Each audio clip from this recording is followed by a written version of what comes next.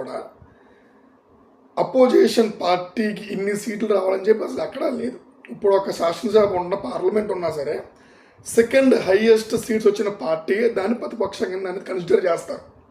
అది ఎక్కడ కూడా స్పెసిఫిక్ 10% సీట్లు రావాలని చెప్పేసి ఎక్కడ అసలు లేదు.